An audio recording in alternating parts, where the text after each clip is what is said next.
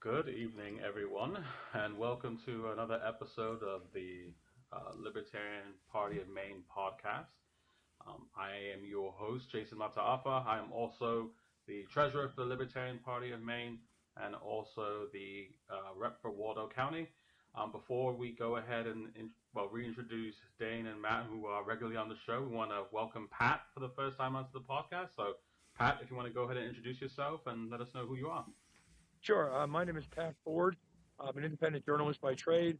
I'm a lifelong libertarian, although I discovered it about 25 years ago. Um, I'm the chair of the Libertarian Party of Rhode Island, or as we like to call Rhode Island, failed socialist worker paradise. I'm also the region representative for Region 6 for the Libertarian Party, and I'm chair of the Convention Oversight Committee for your Libertarian Convention in Grand Rapids, Michigan, this Memorial Day. I'm standing right outside of our Rhode Island State House right now. I just got done with testimony on some environmental bills. The impact being on the Second Amendment legislation that's being pushed hard here, sort of a jihad on the Second Amendment here, is that Rhode Island will lose millions of dollars, millions, probably even close between $5 and $6 million in wildlife funding, because the Pittman Robinson excise tax will no longer be effective here because we won't be selling guns.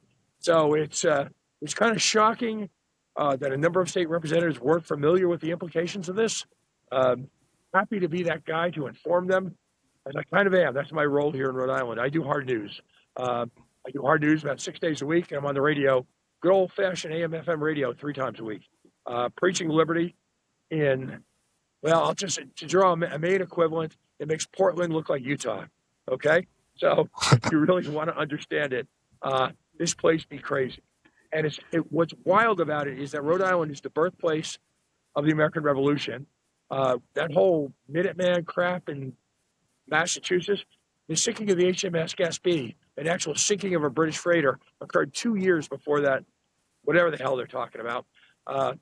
We were the first water-powered production factory in America. We're the birthplace of religious freedom, with Roger Williams founding Rhode Island. It's the oldest synagogue in America in Newport, the Truro Synagogue. So this incredible place with incredible history is the poster child for failed socialism. It's actually kind of shocking to see what's happened here. But there's a hardcore crew of us. We're hiding most of the day. Just Google Life During Wartime by Talking Heads. That's kind of our existence here. Think of Christians in the Coliseum, and that's libertarians in Rhode Island. But hey, I enjoy confrontation, so what the hell? We go with it. It ain't no disco or Well, I'm really happy to have you on the podcast. Yeah, welcome, Pat. So, thank you for joining us. Dane and Matt are returning co-host guests. Yeah. Psychos, if you want to reintroduce yourselves. Yeah, as you all know, I'm Dane Courtois. I'm the chair of the Libertarian Party of Maine. I am also the rep for York County. And Matt St. Pierre. He's our producer. Without him, the show would not happen. He's the man behind the curtain. So whenever you guys have any weird things to say about the Libertarian Party of Maine, it's because Matt's pulling the strings, and we just don't let everybody know about it. Anyway, so moving on, we have some great topics, actually a few topics, and that's Pat's going to go into more detail about some of the things happening in Rhode Island. So we'll get to that in a second, but we just want to touch on some larger national events because, of course, like it's just hard to ignore what's happening in the world, even if you're living in Maine. So we'll start with the peace negotiations. Is that what we're calling them? The negotiations currently happening in Iran. So for those who have, for whatever reason, been living under a rock and are not sure what's happening in the world, we did have this past week some peace talks that try to take place in Pakistan involving the Vice President J.D. Vance and others from the administration with Iranian delegates to go over a potential ceasefire deal. That deal did not come through, but there's a lot of details in terms of why and what things were being asked for. Before we get into talking about it, there's actually a great video that we have put together from Trump talking about the Iran war and the Strait of Hormuz. You want to go ahead and start with that? Tonight, President Trump says the United States will blockade the Strait of Hormuz, stepping up pressure on Iran after peace talks in Pakistan ended without a breakthrough. The waterway is a critical trade route and the shipment of 1/5 of the world's oil supply. And this weekend, U.S. warships crossed the strait for the first time since the war began to begin clearing Iranian mines. Tonight, a new CBS poll shows President Trump taking a hit. 64% of Americans now disapprove of his handling of the situation in Iran, and even more, 66% say the Trump administration has not clearly explained U.S. goals. And we begin tonight with CBS's Imtiaz Tayeb in Islamabad. Imtiaz, good evening to you. Tom, good evening. Well, the region is really on edge tonight as the U.S.-Iran peace talks break down without a deal, threatening a fragile ceasefire, the global economy, and a very real risk of returning to all-out war. As Vice President J.D. Vance arrived in Islamabad, there was a real sense of optimism here. Special envoys Steve Witkoff and the president's son-in-law Jared Kushner also joined.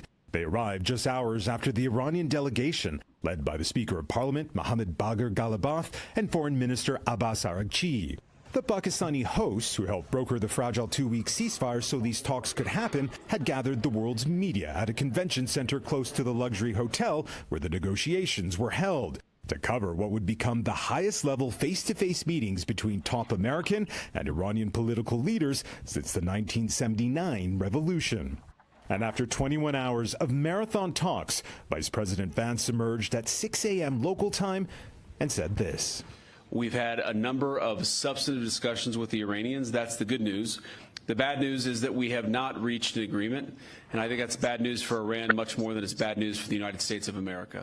A U.S. official close to the talks told CBS News the United States and Iran did not reach an agreement on all of the following points: ending uranium enrichment, dismantling enrichment facilities, retrieving uranium stockpiles, accepting a broader regional peace, ending funding for proxies like Hezbollah in Lebanon, and perhaps most urgently, fully reopening the Strait of Hormuz and charging no tolls for passage. So, Oh man. I'll go ahead and say my piece, and then I'll let you guys chime in and tell me what you think. My biggest issue and my biggest disappointment, especially with what J.D. Vance just said, is this idea that this is going to be worse for the Iranians than it is for the Americans. This is going to sound horrible, but it's the sincere. I don't care about how the Iranians come out of this. The idea is that for the last 40 days or so, we've had inflated fuel prices. For anyone who doesn't know, today we actually set a seasonal record for the highest fuel and diesel in U.S. history. So for seasonal pricing, that means that for this specific date in this season, overall the history of fuel, so we've set a all-time high on that. But this is all under the guise that this blockade is going to somehow cripple Iran, and then there's the 3D chess argument of this is actually all about China because China gets so much of the oil from Iran, although it's true that I think it's like 90% of Iranian oil is purchased by China. Iran's actual oil represents 10% of China's actual oil per year. Like there's actual oil usage, which means like it's just a drip in the bucket. Sure, it would hurt them. 10% isn't going to cripple them. They'll get more from Russia. So it's like, it's getting very difficult to try to make a conscious, reasonable, well-articulated argument of what the benefit is. If it's just purely they can't have a nuke, they didn't have a nuke, they weren't going to have a nuke. If they did have a nuke, let Israel and let Iran nuke each other out of existence. But at this point, it's like we need to see some tangible result in terms of what the benefit is for American citizens, and I think that polling data that's being shared is starting to reflect that most Americans just don't understand what it is. And the administration has done a good job of articulating what it is. If there is something we're going to get out of this, they haven't made a very good argument of what that is to the point that people can understand and at least feel like it's reasonable. But anyway, that's my thoughts. What do you think, Dane? Well, I think a lot. So a couple questions just for clarification, just because I think I'm a little behind the ball on all of this. So I know that like there was when was the ceasefire was announced on Tuesday last week, right? Yes. And then within like an hour, Iran and Israel were bombing each other. Yeah. Right. And then ceasefire. since then, Israel started waging war in southern Lebanon. If I'm correct, right? Southern Lebanon and Beirut. And isn't Beirut in Lebanon? It's in Lebanon, but it's technically like central Lebanon, and then Okay. Beirut is where you have the reason why the distinction is important. Southern Lebanon is primarily Shiite Muslim, and that's where a lot of like the Hezbollah forces tend to congregate. And then when you get to Beirut and other parts of it, it's actually 44% Catholic. Christian, yeah, right. Because the president's Catholics, right? like I am. The president's Christian, right? So it is in the it's in the Constitution of Lebanon that the president can only be a Maronite Catholic. Oh wow.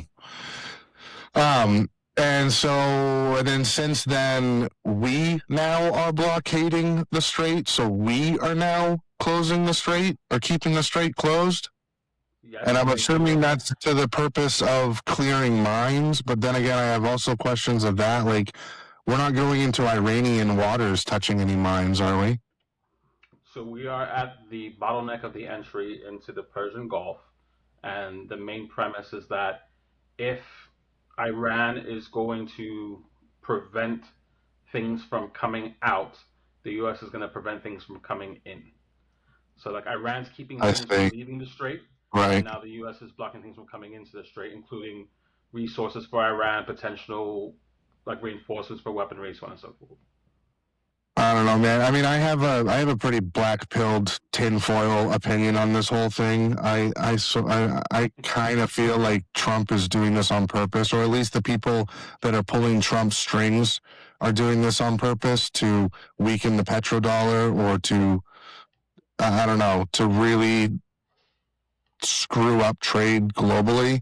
Another thing I'm really concerned about is like, we're gonna quickly, I don't know about time frame on this, but we're gonna quickly start coming into some very serious food availability discussions, considering that I think 65% of the world's fertilizer comes through the strait.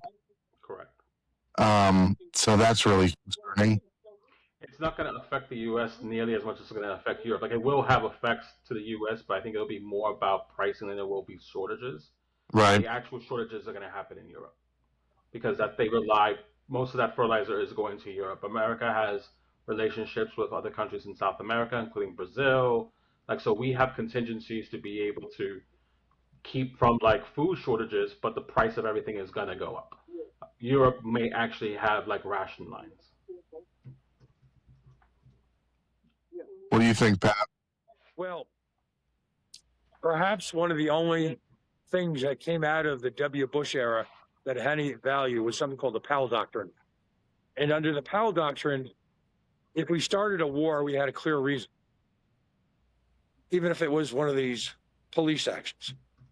Simultaneously, did we lose him? had a clear exit strategy. Again. I know We had he a dropped reason a for being second there. before, so. Yeah, I think he dropped. Okay. All right. We'll see what he has to say when he gets back, but I don't know. I think it's one of those weird things where I was trying to, especially after our last episode, and I think Matt gave some really good pushback in terms of, okay, like, let's try to be more, not optimistic, but like try to be more like understanding to potential other reasonings, even if we disagree with them.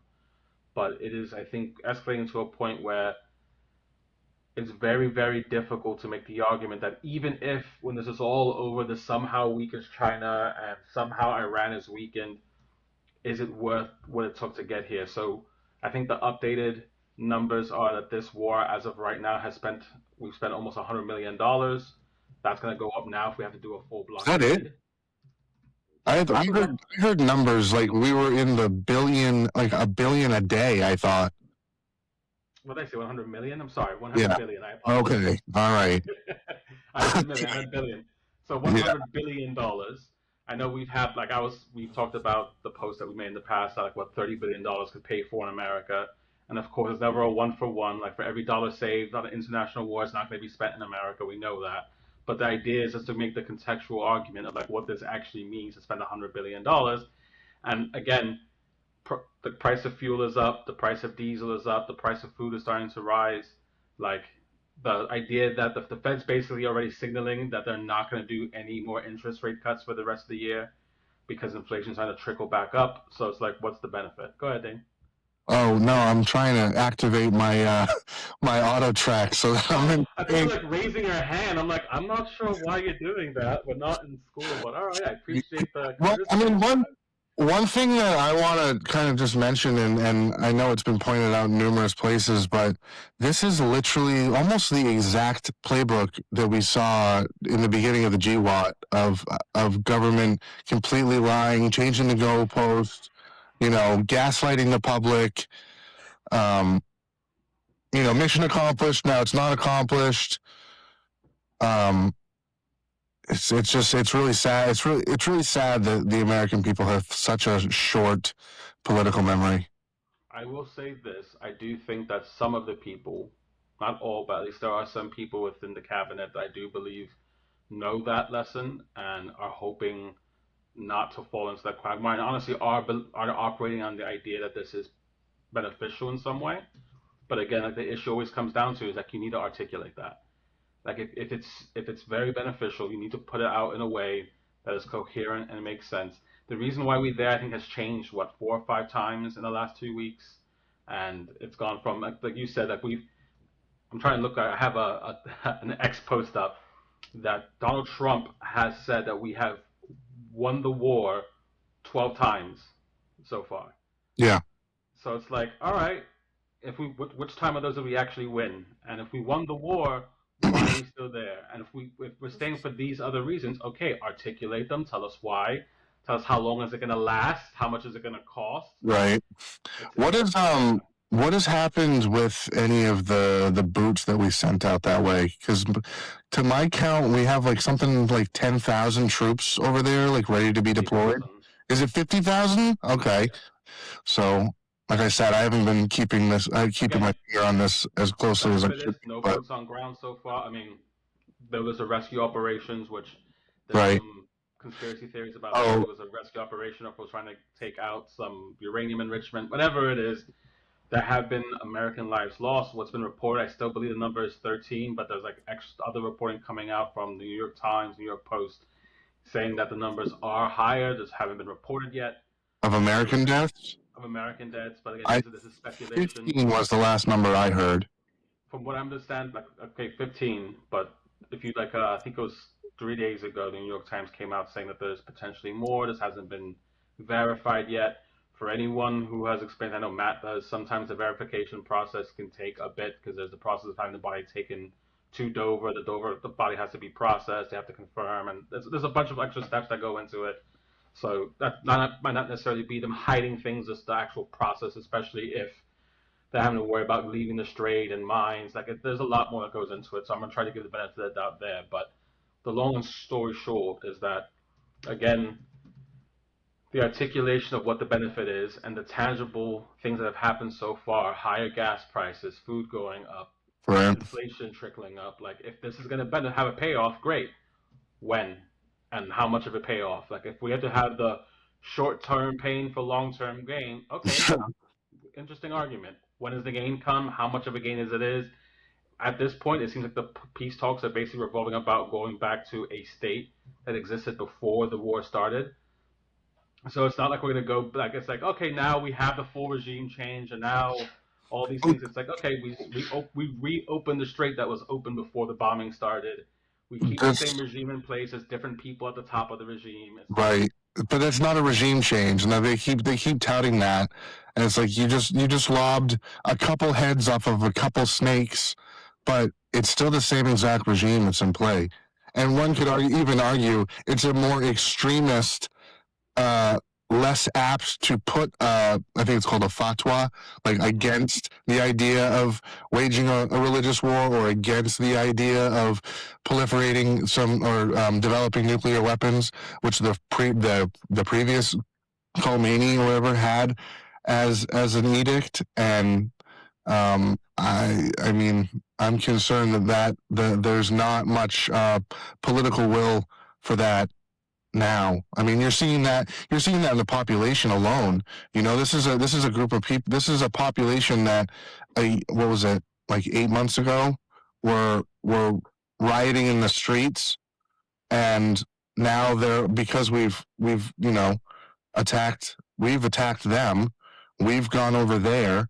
Now they've all just sucked into each other, and now they're more of a homogenous culture, much more unified against us than they were against their own leadership than they probably have been in a while.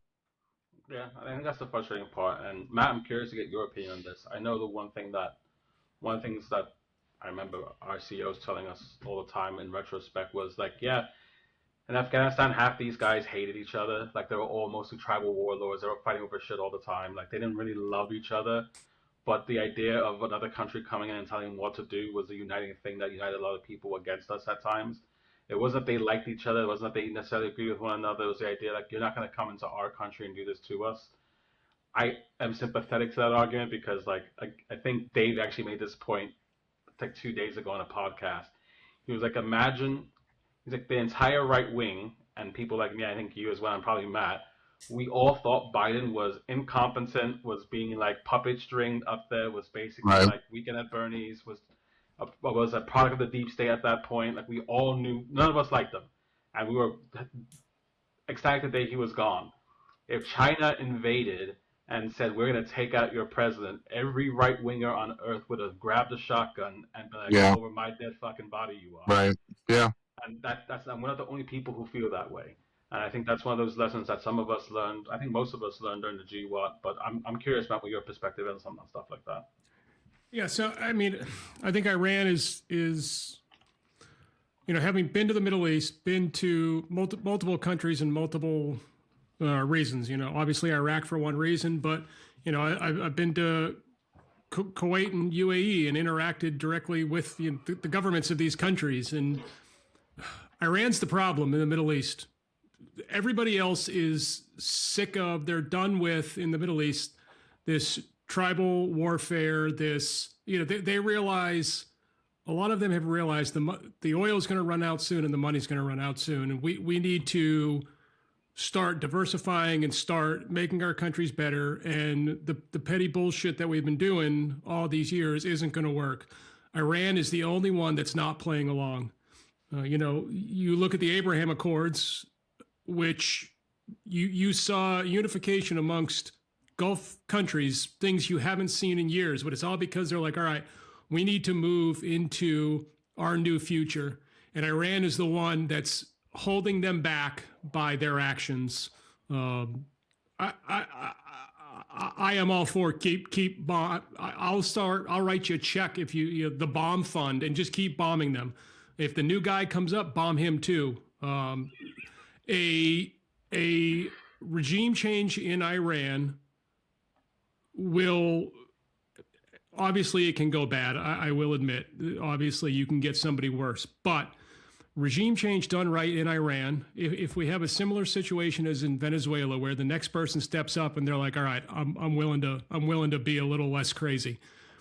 It can catapult the Middle East into a new, strong regional partner that is stable and is just a benefit to the entire globe. Iran is the problem. Iran has been the problem.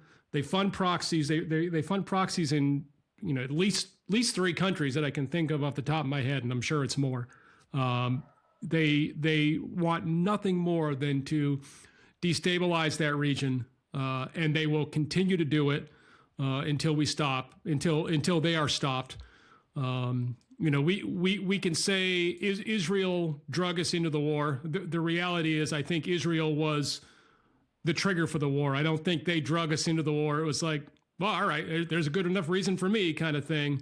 I think the United States wanted to do this for a long time, and Israel's actions was enough of a reason for them to say, we got to get in now because it's shit's going to go down. And Israel was, for whether we agree with it or not, this was the smartest move for Israel. Once Donald Trump leaves office, we can probably expect there will never be another president that is willing to help Israel in any way, shape, form, or fashion. Well, that's exactly why they're doing it. Exactly. I mean, they're looking out for their own best interest, which you can't blame them for that. You know, they want to survive as much as the United States wants to survive. And Israel said, if we don't do this now, we're never going to get a chance again. So let's do it.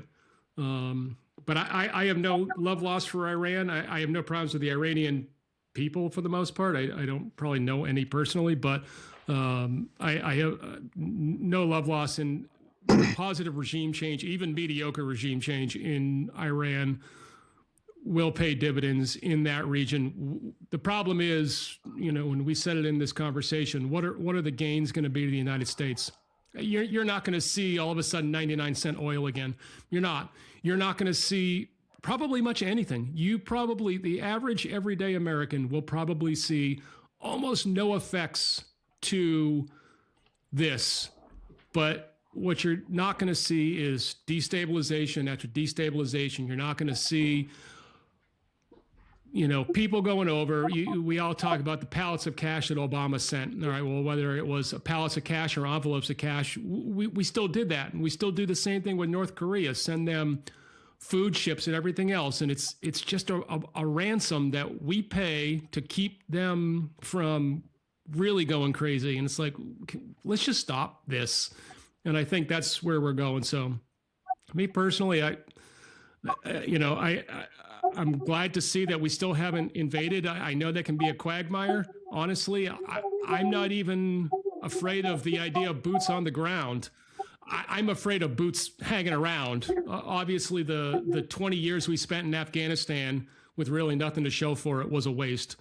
A lot of the stuff we did in Iraq was a waste. If we had fought that war like armies are supposed to and just kill the problem and go back home, I think the outcome, or at least the bad taste in everybody's mouth, would have been different. So I'm glad to see there are still no boots on the ground, but as long as we don't decide to stay there and rebuild Iran,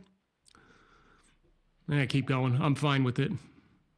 I would actually agree with like 98% of the things you said. I think the only thing that I'd have not even issues with, I think the one key difference between what's happening now in Venezuela was Venezuela lasted like 48 hours, 72 hours.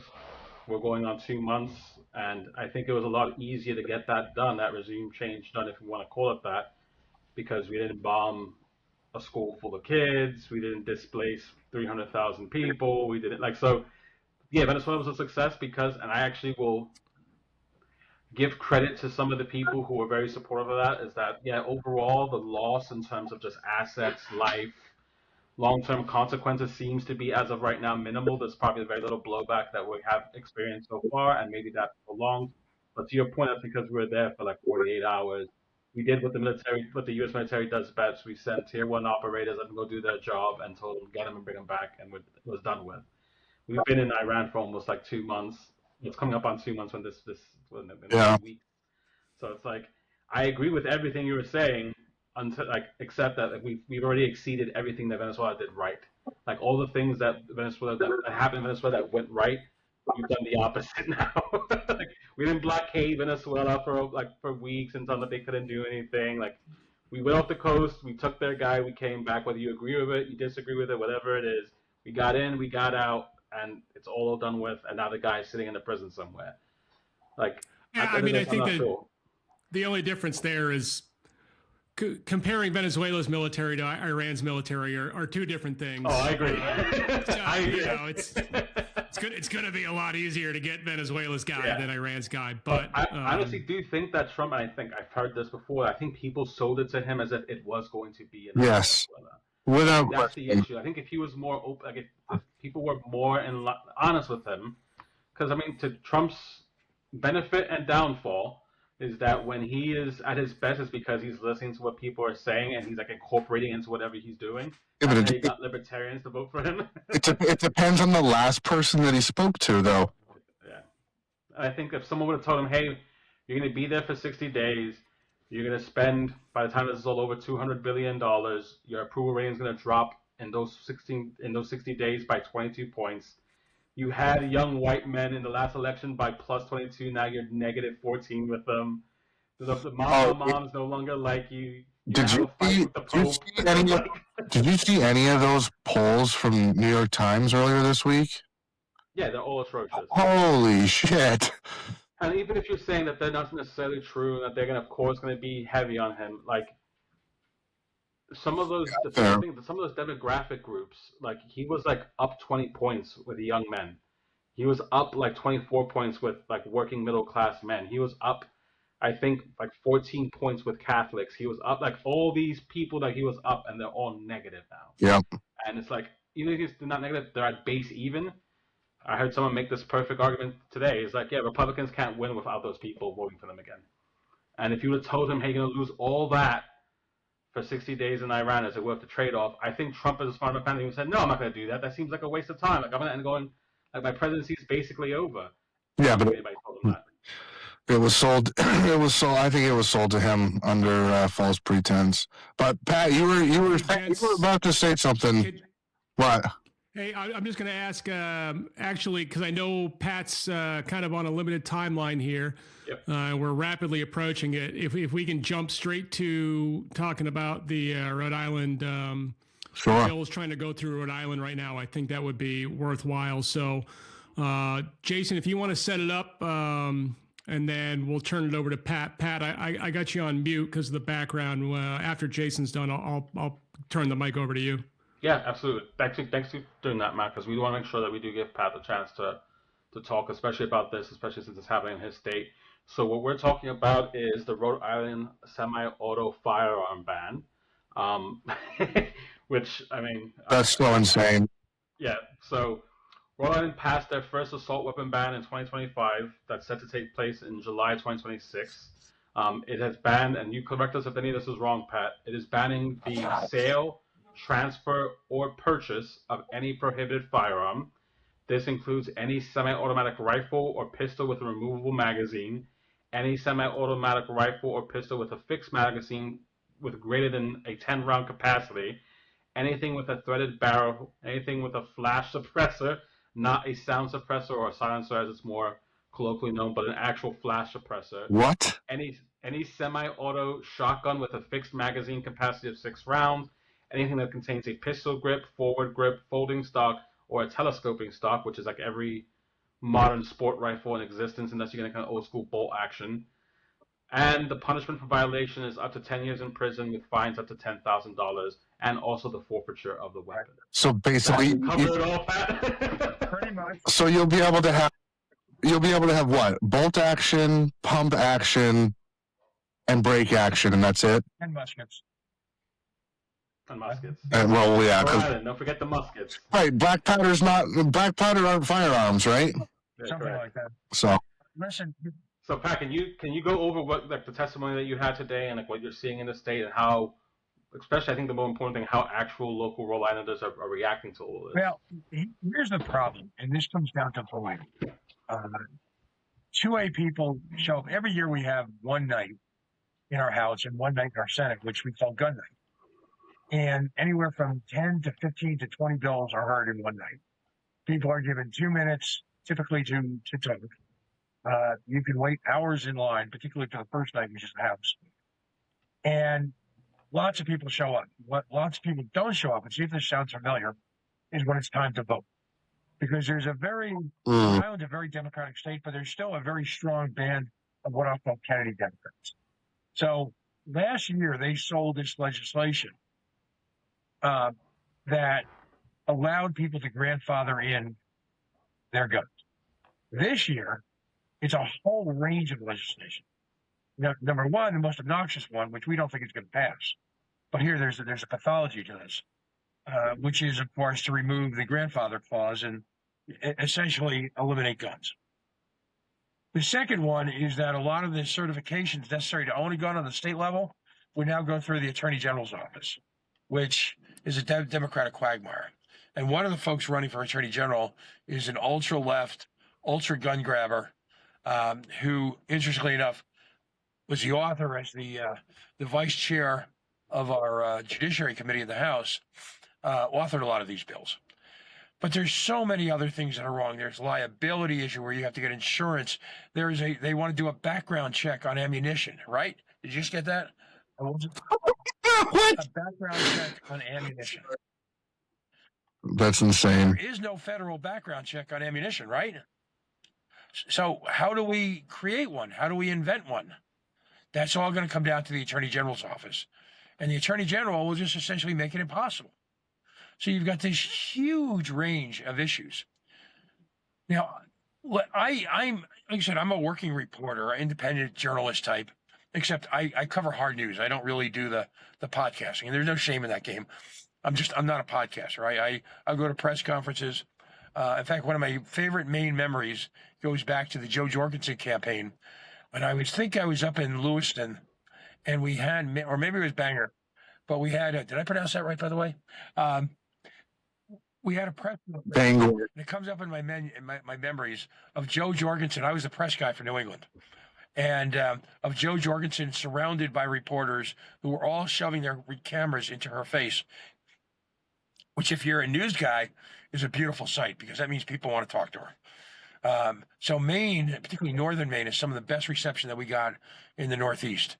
And by the way, that's why the Libertarian Party of Maine must continue to reign supreme in the Northeast in terms of where we should be investing our time. I'm not saying that because I'm on a podcast here. It's just political reality. You guys have done a great job in the last couple of years in terms of getting ballot access, retaining it, growing registrations, all of these things. But anyway, so, you've got Rhode Island, which I was starting to describe earlier as failed socialist workers' paradise. They're looking to end guns. So tonight I covered, and I talk to a lot of people. I do a radio show where I interview lawmakers. And today I decided to take a different tack because I was talking about this Pittman-Robertson excise tax.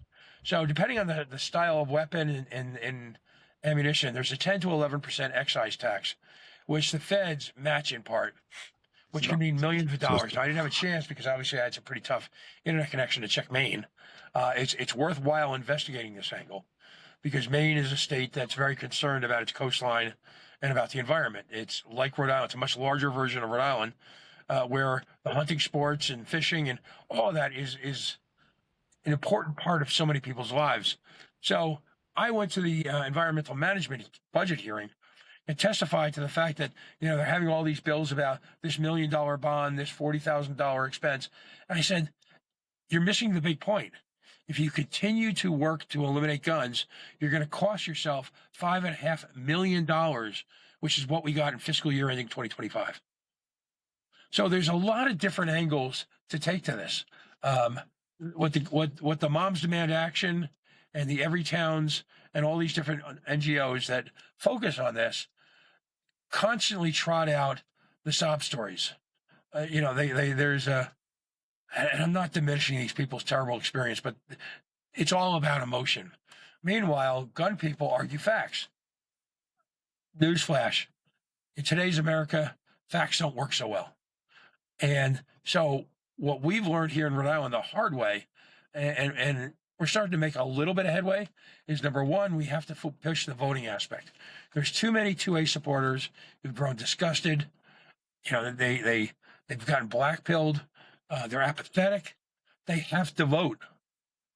There's an argument in libertarian circles about whether or not we should vote. All right.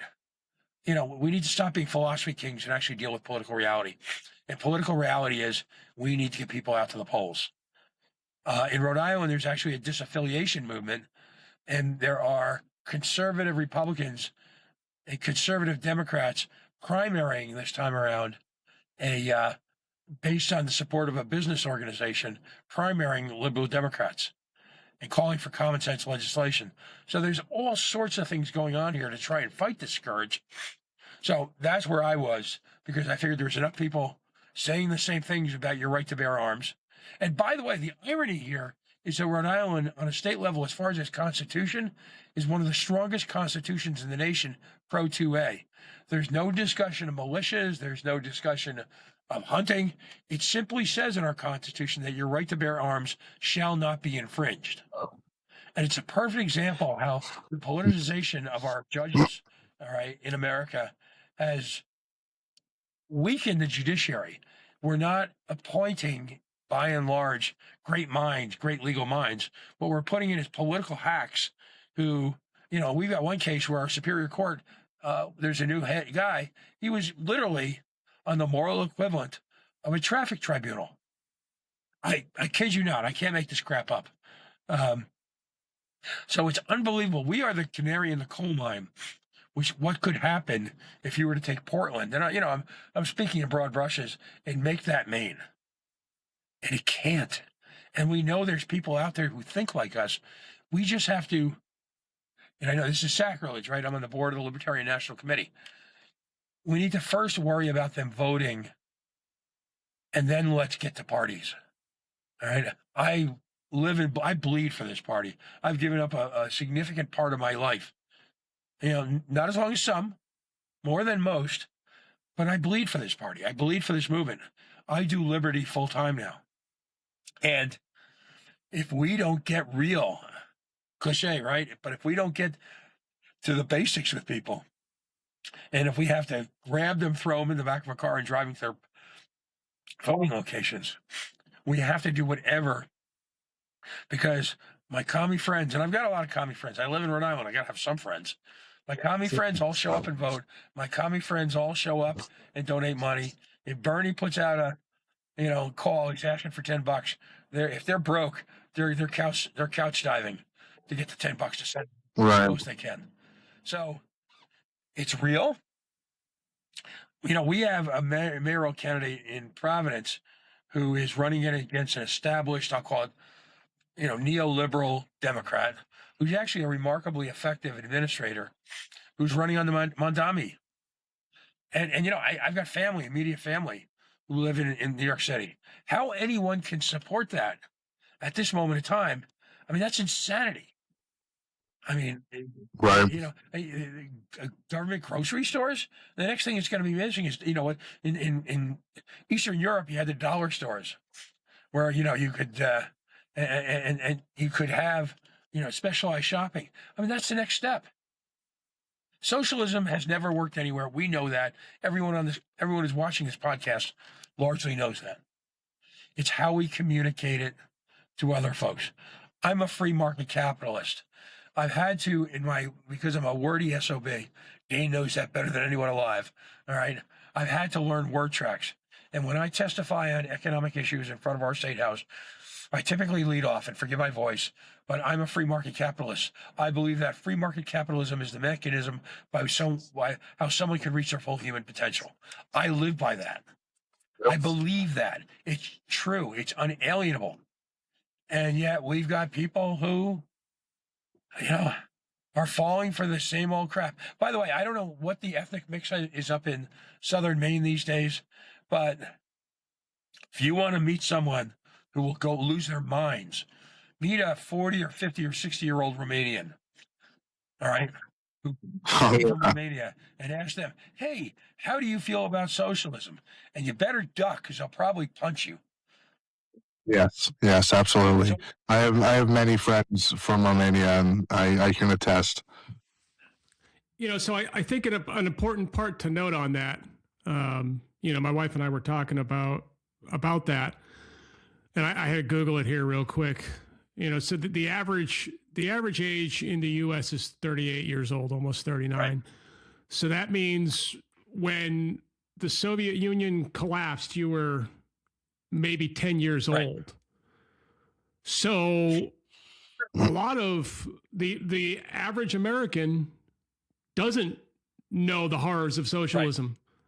Right. Socialism and communism was long gone before they had really conscious memories and understood this. It also helps that they don't teach the horrors of what socialism did. We only hear about the horrors of what the Nazi Party and the fascists in Italy did, right? Which was horrible. It pales in comparison to what Mao and the other fellow socialists did. The fact that we were allied with Stalin is so abhorrent to anyone who knows what he did to his own people. But that's just not taught. No, and that's why it's up to us. Listen, everyone has only so much time in their day. You've all got marriages, relationships, jobs, careers. I get that. And I have this sort of joke 5-minute routine. Am I allowed to say cuss words on here? Is this a family show? Sure. I teach people how to, and I approach it like the gym, and you guys know me, so that's kind of funny.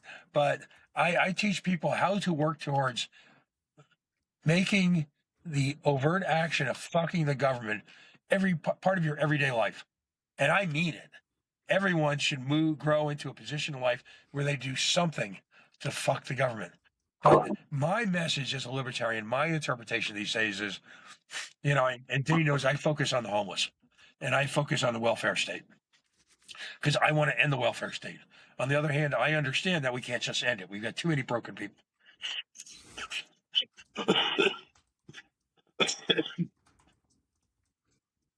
Sorry, fellas. Clip that out. We've got too many broken people who've grown dependent. And the SNAP crisis was the perfect example of that. I run Libertarian Mutual Aid. You probably heard me all talk about it because I talk endlessly about it. All right, endlessly. And I apologize for that. Kind of not, but I do. The reason that's my libertarian, and there's a point to this, my libertarian thing. You know, we've got a few of us, we support over 30 to 35, depending on the time of year, homeless encampments, meal kitchens, food pantries with free food and heavy duty bulk quantities of water by the pallet. No one else does that, right? Okay, whatever. That's my thing. But one of the things we need to do is learn not to fight the government, but replace them. And there's no better way to do that than educating our children. Educating our children about firearm safety.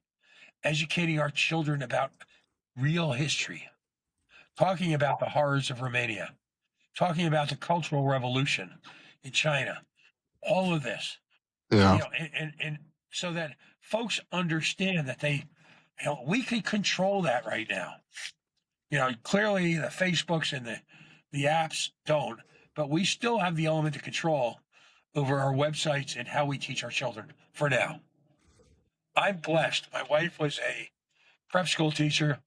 I have two daughters, one's 30, one's 28. Neither of them, you ready for this? Neither of them spent a day in public school their entire lives. From birth. Congratulations. That's awesome. And you know what? I was blessed because my wife taught at a girls' prep school that gave you one for free, and somehow we sacrificed and pulled together the money. I got a little break and put number 2 in. All right? And they're both kind of commies, but they're still young. Yeah, I could fight that. They had classical educations. Even if we send our children to public schools, because for a lot of folks it's tough to homeschool, they may not have the temperament. Right. You might have to have 2 people working. I get that. But there are certain things we can do for our children to supplement and replace government. And it's got to start young. And it's got to... And it's going to start at the community as well. It's got to be centralized around the family and the community first. Right. And it can be. Yeah. We have the ability to do that. It just requires focus and discipline. And it's hard because every one of us has to work their ass off to get through the day. None of us are getting the public assistance. None of us, you know, it's just not how we're built. So my message is, right, don't fight the government. Just replace it. Ignore it to whatever degree you can. And that starts at home. It starts with our kids. We could teach our kids the true history of World War II. And believe me, there's enough bullshit on the American side as well as there is on Eastern Europe. There's, you know, everyone's got their own way of, you know, and we can teach people about what happened in Desert Storm, and we can teach people about what happened on 9/11, and we can teach people all of this. This all exists within our control. We just need to take control. So let's replace government and just let them do their thing. You know, I'm blessed. Both my kids make more money than I. Well, unfortunately, we still have to live underneath their thumb, right? No, I get it. So that actually brings me to the 72-hour ban, because I just had this conversation with some people on the main gun owners page on Facebook earlier today. So Maine, for those that aren't to know, Maine had a 72-hour ban that was approved. It was set into law because Mills didn't sign it while Congress was in session. Am I right in that, Matt? No, so they sent it to her desk, and she kind of signs all the bills before a special session. She can decide to call them to a special session or not, but she just didn't sign the bill. Any bill she doesn't sign, the governor Automatically doesn't sign it, her passes. personally, automatically passes. But so but it's it an has- easy way for her to kind of go, well, Right. I didn't sign it. But I know that there's something to do with, anyway, we're getting in the weeds a little bit, but there's something to do with if Congress is still in session, or if they're not, if there's unsigned bills that they either automatically get passed or they automatically fail. And I think because they had extended the session and she didn't sign it, the expiration had passed. Anyway, so that went into play, and it got struck down with a preliminary injunction by a district court, or by a Maine court, I believe. That recently was overruled in the Boston Circuit, to say that it was constitutional, or that it was on the level effectively, and the 72-hour ban will now get put back into play come April 24th. So what I was thinking is, and I've been advocating this since this was even in the House being spoken about on the floor, is if you read the bill, it specifically calls out agreement of a sale, right? So I was just like, why don't you just call whatever gun store you're going to go to, say, hey, I'm coming into your store, I'm going to buy a gun, are you going to sell it to me? You say yes, cool, wait 3 days, go buy it, take it home that day. That is well within the law, the way that it's currently written. But I came up with another kind of idea today, and I don't know if I'm speaking out of turn at all. I'm not advocating anyone to break the law, but this is kind of advocate. I'm advocating for nullification here, because this can both be done by citizens and can be done by FFLs. You walk into a gun store and say, hey, I'm here to pick up that gun we talked about last week. Cool. Yeah, absolutely. There's your agreement for sale, already acknowledged with the time. You pick what you want, you buy your gun, you walk out with it that day. The other question is how are they going to enforce this? That's not, again, I'm not advocating to break the law. However, unjust laws are not meant to be followed, in my opinion. Hey, just to loop back, because I had never heard of what you were talking about. So, I looked it up. So, if the legislature is still in session, after 10 days, excluding Sundays, the governor doesn't sign it, the bill will become law. If the legislature has adjourned, the bill does not become law. Okay, so that's what had happened. They went into special session, they elongated the session, and then the time frame had expired. She hadn't signed it, but because they were still technically in session, because they had pushed it out last year, that's why it went into law, because they were still technically in session. Now, she's running for Senate against Plattner, right? Yes. She's getting smoked. But that means she's getting absolutely destroyed right now. She remains as governor. Is she term limited? Yes. How many more years does she have? This year. She's done in November. Well, done in whenever they do this. Do they do it in January as well? Yeah.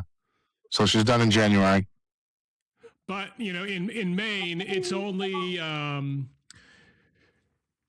you can't run more than 2 consecutive terms. Correct.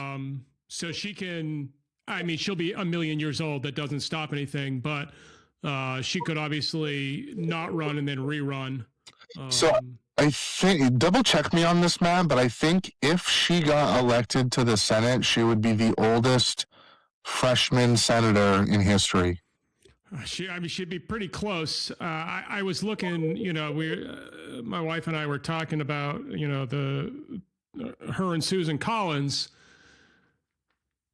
And I didn't realize Janet Mills is, and I've met and talked to Susan Collins, and I was like, holy crap, Janet Mills is 10 years, almost 10 years older than Susan Collins. Yeah. It's like, she's in her 80s. Yeah. But, so kind of dovetailing off that, and with the whole kind of Graham Plattner and Pat, you were talking about the this guy trying to run for mayor of Providence. You get to this idea that it's the young people. It's always the young people. We want young people. We want new blood. And so I was curious. Nancy Pelosi was 47 when she got elected to Congress. Mitch McConnell was, what did it say, 35. So, they all run on this, I'm the new blood, and then they stay until they almost have no blood. So, this idea, we're just, falling into the same trap. And there's something I wanted to bring up, but our videos are not, here it comes. Excuse me while I try, and the preview wasn't working. But I think this is real important. I'm going to get to this woman here. Like they're addressing the real problem, which is let this guy go. It's the woman after him. Every year we're hopeful, and we believe that even one death by gun violence is too many, and so we're. So it's that right there, which I think is an important point to talk about. The fact that even if it affects one person, we should be able to strip your rights. Where have we heard this before? Well, that's the gross rationalization. By the way, I'm active in a lot of groups that I testify at the State House a lot, or I'm in the State House sometimes 2-3 times a week in Rhode Island. And we have an advantage in that Rhode Island is so small, it's easy for me to get there. These Moms Demand Action are the ultimate hypocrites because they're part of this cult of ending guns, and yet they refuse to acknowledge any of the things that we discuss. What's fascinating is that this Moms Demand Action group can't be seen anywhere near criminal justice reform hearings. We've got a terrible criminal justice system here, which, again, the irony and the hypocrisy of a progressive democratic state that has a terrible solitary confinement system, has a terrible bail system. There's what they call a 32F violation of bail. If you're caught, you're on probation, and you get caught in a car or in contact with anyone who makes a crime, you can be arrested and returned to our adult correctional institute, basically our Shawshank, right? And it could take you weeks to get a hearing. Huh? What if this person was innocent? What if this person has a job? What if this person, crazy stuff like that? You'll never see the moms there. Part of the fun part about being kind of a jerk, that's me, is that I call them out on this. And, I say, why are you racist? And where are you when it comes to any other issue? It's a cult. And by the way, the people who run these organizations make a lot of money. There's an organization called Everytown, which you should be aware of. Not sure what kind of footprint they have in Maine, but this is one of these organizations. They're an NGO. I think they're a C4. They testify because they're looking for common sense gun regulations. Well, the CEO of this organization makes almost $400,000 a year. So they're not interested in justice. They're interested in making money. And God bless them. But, there's a whole conversation we had one night about the abuses of the not-for-profit status that most of these organizations maintain, because the money they receive and the salaries they pay themselves are disgusting. And it's true in just about every sector of nonprofits. Totally abused. I'm a libertarian. I believe taxation is theft. I really do. But you know what? If I'm getting stolen from, how does your organization get this magic exemption because you're political?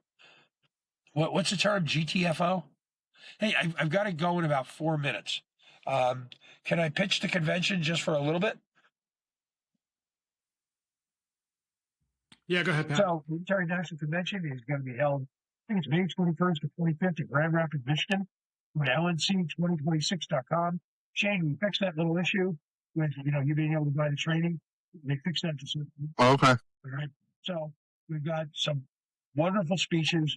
It's an important moment in the party's history. It's a 4-day convention, which we did intentionally so that we would have time to address bylaw issues, to address platform issues. There's going to be national elections. It's a moment in the Libertarian Party's history. We need to get back with the program, which is fighting for liberty in our lifetime. We need to move away from, Shane knows this, I call it Libertarian Game of Thrones, this endless obsession with people taking over the party. How about focusing on issues that in your case, you guys do it. So you guys are the example. Focusing on issues that matter to people in need. What's the one thing I say whenever I visit you guys? You know what? What would happen if the National Libertarian Party went away tomorrow? You know what? You'd be the Libertarian Party of Maine. We'd do it all. Right. You guys would do an awesome job. And it would actually take away some of the distractions. So I ask every state party, just ignore the distractions and focus on what matters. In your case, to Mainers, in my case, to Rhode Islanders, and deal with those issues.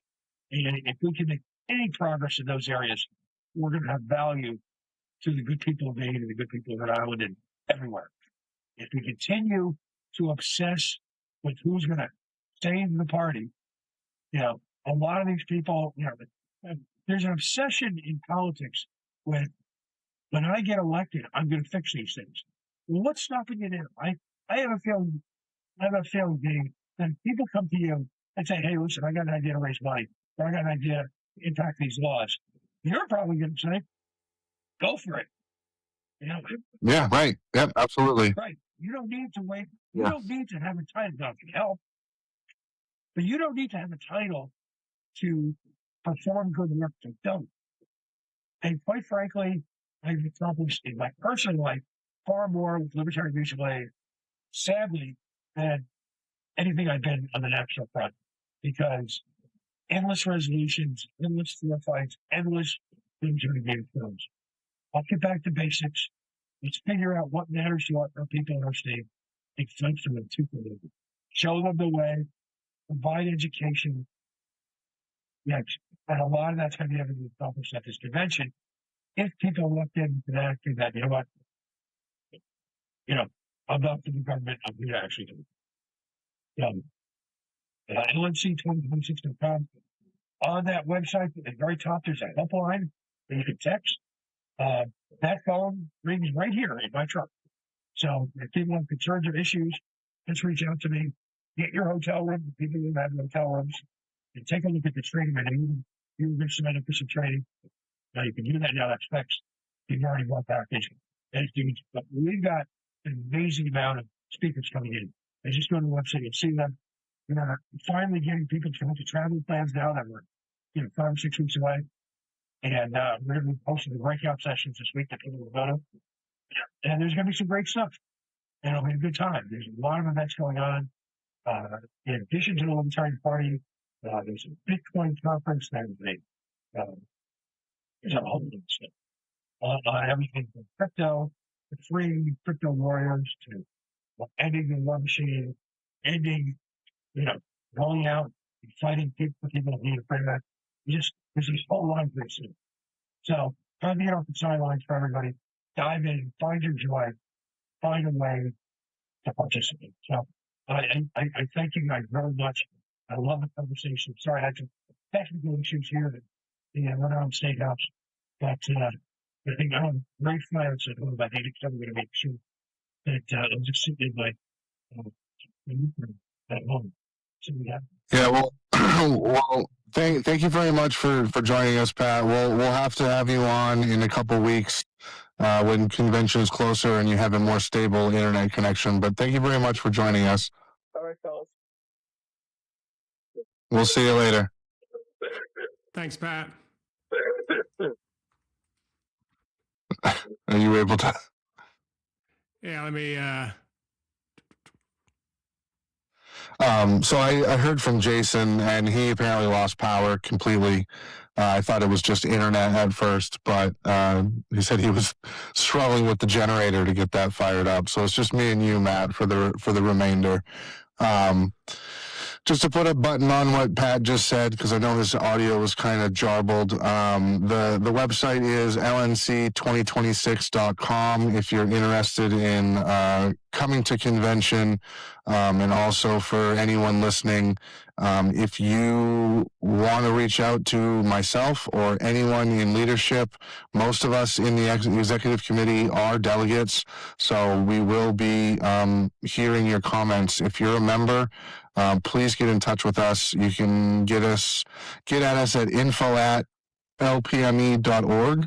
You can email us there, or you can hit us on Facebook and all that if you have concerns leading up to convention. Matt,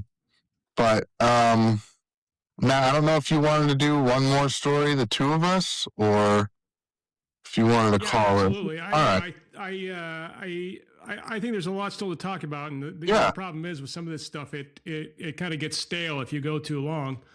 But I think kind of looping back around to this semi-automatic weapon ban, just like Jason said before he dropped off, and Pat kind of reiterated, in 2025, Rhode Island passed this bill that basically grandfather everybody in. You just couldn't buy them, and you couldn't transfer them, et cetera, et cetera. And then a year later, they say, well, now we want to add possess and get rid of them. We look at Virginia. Virginia's just done the same thing with you can't buy them, but everybody can still, if you already bought it, you can still have it. The 72-hour ban here in Maine, where that's been upheld by the First District Court. And then on top of that, there was two bills moving through the Senate and the House independently to repeal the 72-hour ban. Both of those got tabled in committee. So those are that's basically dead, at least for this session. Yeah, so, dead for next year. This first step of, all right, well, we're going to infringe. Ironically, what did pass is a bill to allow nonviolent felons to petition to have their firearm rights restored. I gotta read the text of that, because on its face it sounds okay, but at the same time, like, if they're a nonviolent felon and they've served their time, why do they need to petition at all? Why aren't their rights immediately restored? Why didn't that bill get written like that? I guess is versus ought. Yeah. I guess we'll take what we can get in this case. And the FFL killer bill died on the floor. But I think the important part to that is the fact that it made it to the floor and it made it out of committee shows, if the political standing is the same next year, we'll see this again. So I personally, and this is something that I obviously hit a lot in the group, is the 2A stuff. Yeah. I really feel like if we see the political climate in the state, a supermajority within all three, the governor and then the two chambers, staying Democrat, I think there's going to be a lot more infringement. Nirav Shah, who is looking like, it's not a huge gap between him and Shenna Bellows. I have not seen anything in his platform that really addresses 2A. Where's Troy right now? Troy Jackson, I haven't seen. I'll look. Because I will say that at least like what he's putting out makes him seem like he's in the front running, but I haven't seen any polls recently, so I don't really know where he's at. Is Shah leading? He's about 8 points ahead of Shenna Bellows. So let's see. This says the first thing that popped up. I don't even know the source on this one. This puts Shah and Angus King III tied at 24%. I don't. All right. I was gonna say I haven't really heard anything about Angus King III. I don't know how accurate that is. What was it? I don't know. It's just whatever popped up in AI. I'm going to RCP. They're a lot better of a source. But yeah, I obviously am always concerned about the Second Amendment, because it seems like it's the one we're always trying to knock down, and it's the only one that ultimately protects ensures the our other rights. 26. Yeah. So this poll right here from Real Clear Politics, which is a UNH poll that was published, date range was February 12th to February 16th. So it is a little old. Nirav Shah, 25%, Shenna Bellows, 19, Troy Jackson, 16. Hannah Pingree, 10, Angus King III, 5. So it puts Nirav Shah 6 points up on Shenna Bellows, but almost 10 points up on Troy Jackson. Wow. Yeah, I've got well, no, never mind. I don't even know what the hell that is. 270 to win. That's a pretty good site as well. Oh, primary election on June 9. Yeah, okay. So this was done. Yeah, this was done at Well, why is that? Source was University of New Hampshire did the poll. Yeah, that's the same one I was looking at, I think. Oh, it is? Okay. All right. That was from February 24. Yeah. Yeah. Okay. Yeah. Well, I guess while we're on governors, did you want to go with that Charles clip that you had? Yeah, we can jump ahead. One of the we things can jump around, whatever. This week, the two polls that are obviously, the primaries are still to go, but Graham Plattner right now is miles upon miles ahead of Janet Mills. We don't have TV here, but I was at a doctor's office and they had the TV on, and in the hour I was sitting there, I saw 5 Graham Plattner ads, and that included me getting up. I had to go talk to somebody else. So in that hour, 5 Graham Plattner ads popped up, and none of those ads addressed Janet Mills. He has already moved on to the race against Susan Collins. Yeah.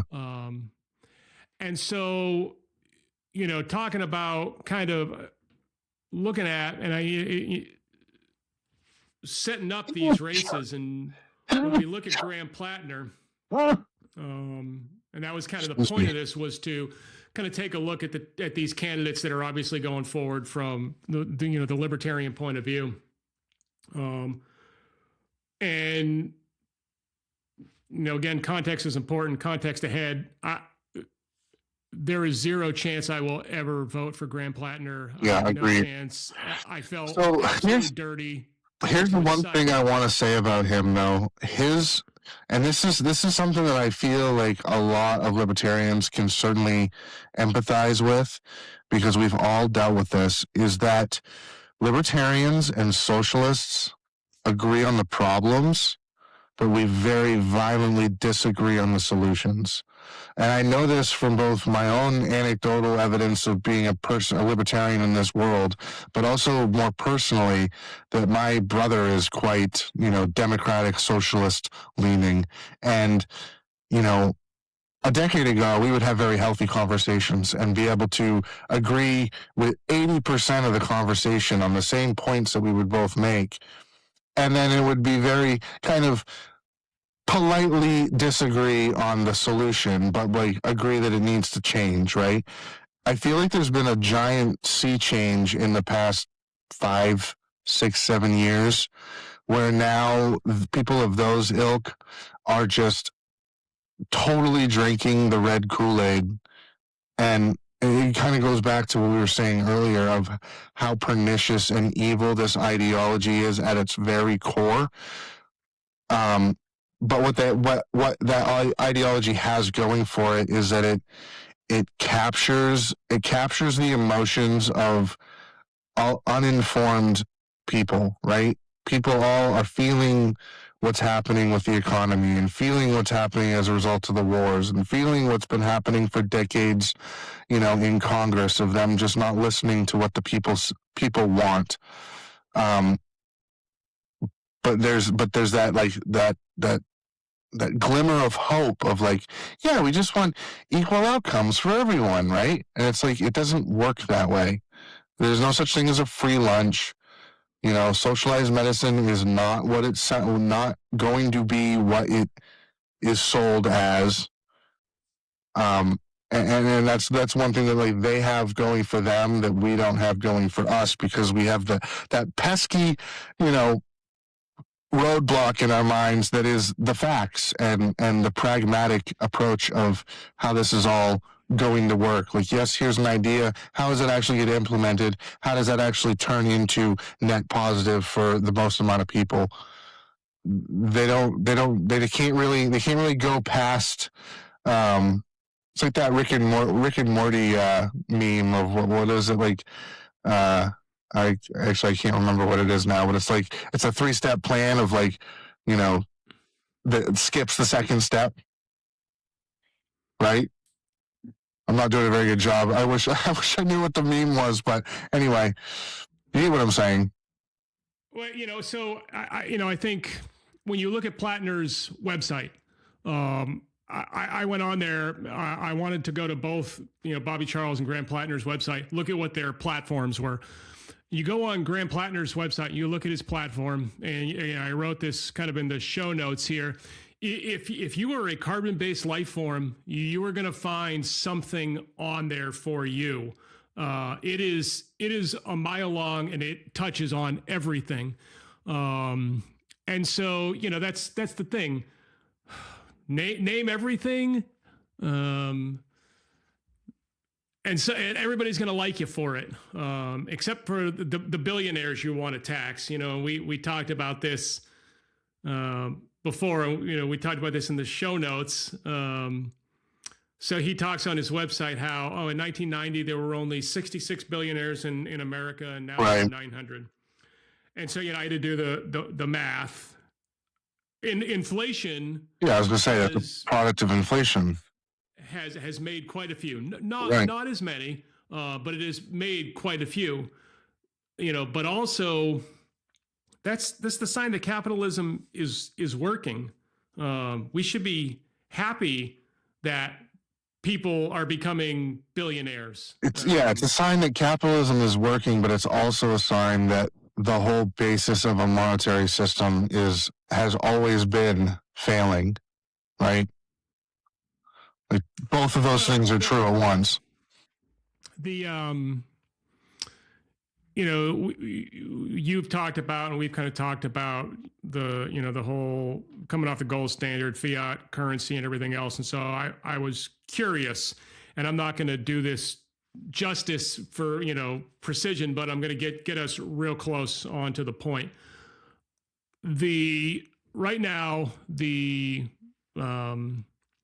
world GDP, not what it could be, if we harnessed every available human body in the world, it would be approximately $315 trillion for the world. That is. What do you mean harvest? So if everybody was working to their maximum capacity, okay. The potential GDP, the potential world GDP, that was the word I was looking for. Potential. It's not that, but it could be $315 trillion. Global debt is like $975 trillion. We owe more than even exists in the world. So when you've built an entire idea, an entire economic system on debt, on not just debt, but numbers that are just made up. Yes. If you can owe more than there even is in existence, how do we even get here? So when we get to this, well, we're gonna help the poor. We're gonna tax the billionaires. Well, once you've taxed all of them, we still owe $600 trillion. Then what? We're not going to tax ourselves into anything. We can tax it all, and it's never going to work. Yeah, I think it's something. I think so a couple numbers that I've heard recently is that the top 10% of income earners own 93% of the assets, at least in this country, and I think it was the top 15% of income earners pay. I think it was 32% of the tax burden. You know, Meaning I've like seen a lot of very similar. yeah, I mean like the whole tax the rich idea. Well, again, this is another play on emotional solicitation here. Like, yes, that sounds correct, but it isn't. If you want to tax fairly, I mean, we're gonna say that all taxation is theft because it is. You have no consent, and if you don't pony up, they're gonna throw you in jail and take your freedom. But if you have to tax at all, the only way to do it is a flat tax of a very nominal rate, and then you work within your means. The problem being is that for so long, and I mean my entire lifetime at least, probably a little bit longer, the government has been completely insolvent in that what they bring in for revenue and what they send out for programs and defenses and all of that are completely out of skew. They're in a deficit to each other.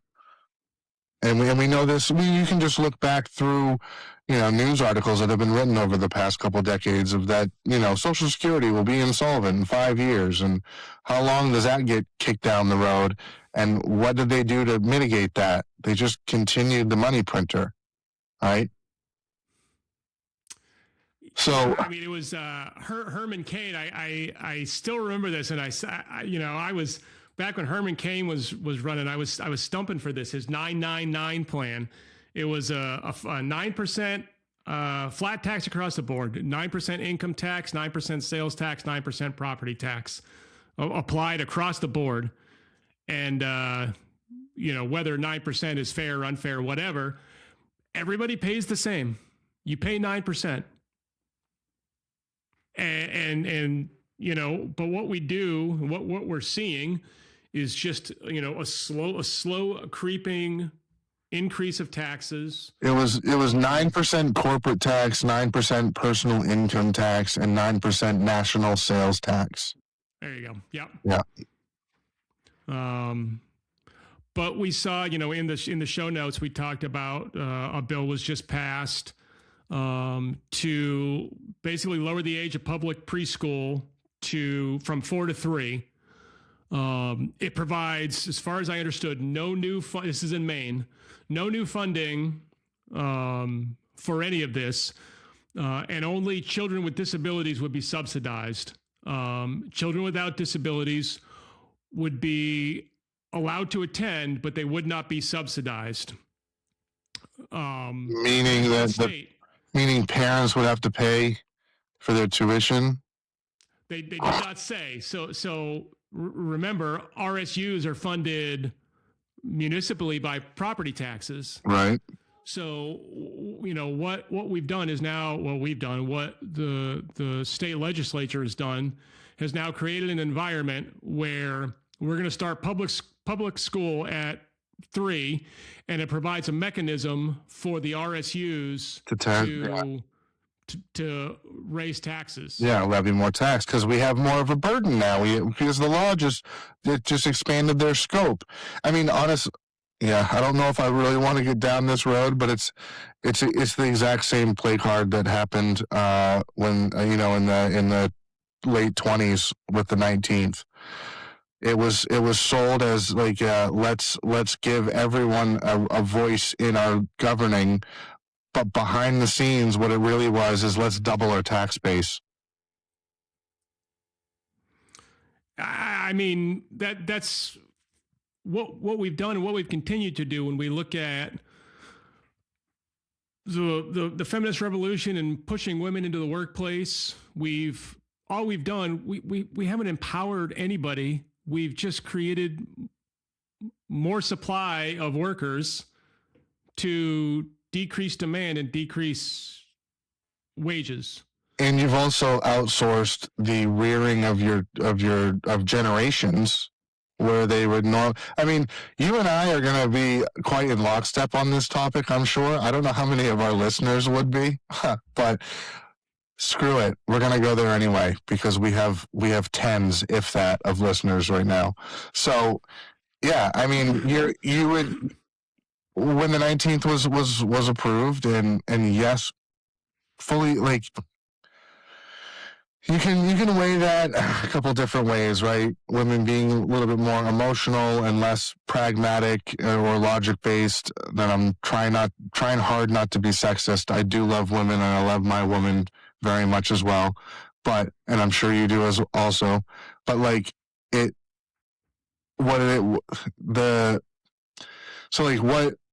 question that's asked of like what is the motivation of a law, or it's what it does, right?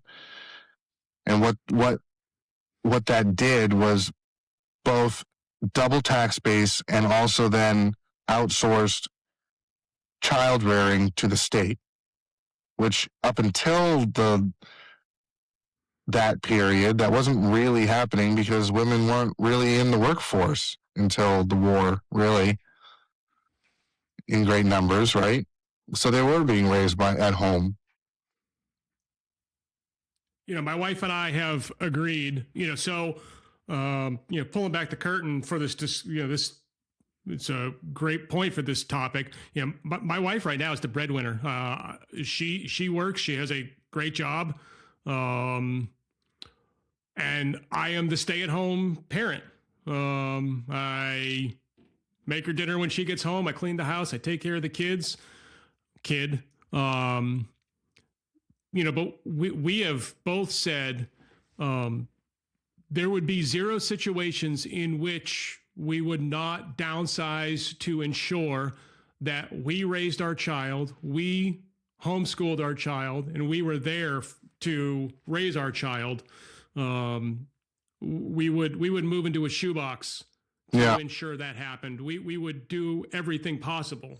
I don't know where this comfortability came from. I mean, it happened way before either of us were born, but where this comfortability came from of the state effectively raising your children. I mean, I get the idea of like, pooled resources and like, granted, like a centralized school for a community is not a new idea in this century or even the last. I don't know. Oh, sorry, I don't know where I was really going with that. I'm factoring a little bit too hard in my head. Have you ever read the book "The Naked Communist" by Cleon Clausen? No. I highly recommend it. I've read a couple of his books, and some of them really some of them are kind of out there. But I highly recommend that one. It's a pretty easy read. I listened to it on audiobook. It was a pretty easy listen. And he actually wasn't a nobody. He worked. I want to say he was an intelligence officer. But basically he wrote the book kind of outlining through history. And he wrote this book. I'm not sure when it came out. I got it pulled up over here. He wrote it I think just after kind of the Red Scare was going on in the United States, maybe in the 70s. But he lays out the plan for the communist takeover and the communist infiltration in the United States. And as you read his, it was like 45 points, 45 communist goals. You sit there and it's a checklist, and you're like, oh my God, all of these things are happening. And it does talk about, basically subjugating yourself to the state. And, you can see these kind of things where we've created environments where it's fine for husbands to abandon their wife and kids, and you don't need a man, but you do. And that man is the state. The state gives you a check. The state helps you raise your kids. The state gives you all this stuff, and you become dependent on the state. And then the state kind of the produces. Next state is yeah, You belong to the state. the state produces your children into adults that revere the state. But I highly recommend that book if you've never read it. Like I said, it's a pretty easy read or listen. What was it? I'll write it Naked down. Communist. Like I said, some of his other books are really kind of out there, but I thought that one was really good. And it becomes scary, but we're seeing that here. We're seeing that with Plattner and Memdani, and those are the overt ones. Those are the ones that are saying, "I am." That's a true. communist. One like oh wait, actually, neither of them have said that. I thought Plattner did. Okay.